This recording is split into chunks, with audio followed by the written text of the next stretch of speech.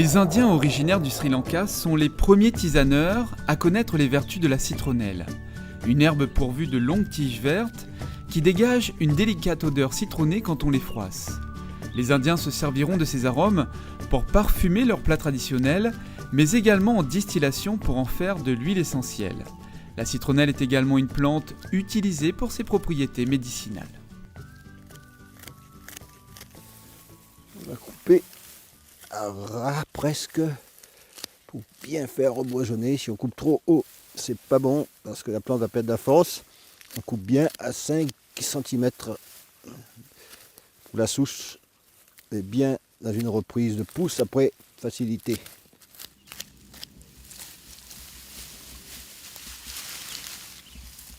C'est une plante à parfum, donc ça veut dire huile essentielle, possibilité de distillation et sortir une huile essentielle. Citronnelle, là, cette citronnelle-là est connue à La Réunion. On en trouve un petit peu partout dans les cours, dans les jardins. Plantée en bordure, là où c'est qu'on élève les abeilles. Les abeilles sont particulièrement gâtées avec ce parfum-là parce que ça les attire et ça les calme. Pour les personnes qui utilisent ça, c'est vrai que c'est à La Réunion, on a l'habitude d'utiliser le tout, sa plante. C'est sûr qu'en Asie, on a appris et voilà, c'est le chou. On appelle ça le chou de la citronnelle. C'est ce chou-là qui est utilisé pour les petites tisanes infusion et aussi dans la cuisine.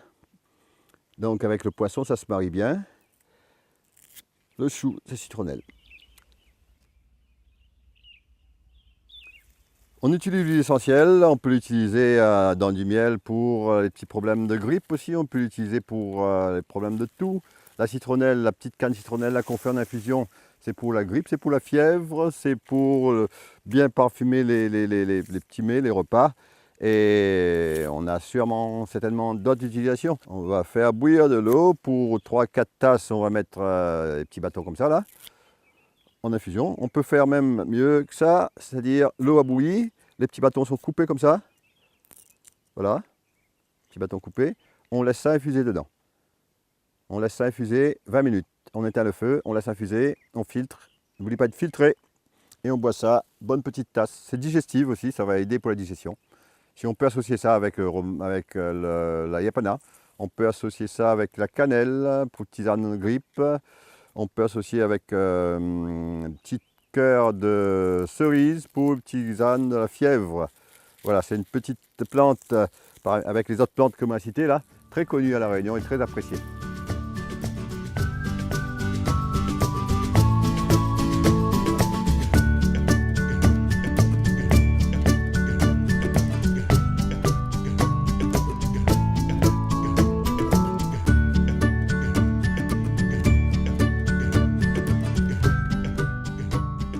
Infusion de yapana et d'anis, nous va bien manger là et nous va boire ça juste après pour bien digérer. Voilà le petit tisane yapana et anis bien mélangé là. On peut rajouter un petit peu de marjolaine dedans, il ne fera pas de mal. Voilà, nous avons 5-6 personnes là, voilà la dose pour 5-6 personnes. Nous allons mettre ça dans un petit récipient là pour verser là-dessus de l'eau que la bouillie. De l'eau chaude.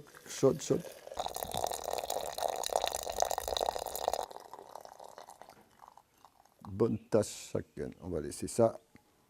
Voilà. La plante, l'eau commence à changer de couleur là, on voit bien. Et ça commence à être parfumé aussi. On sent la bonne tisane.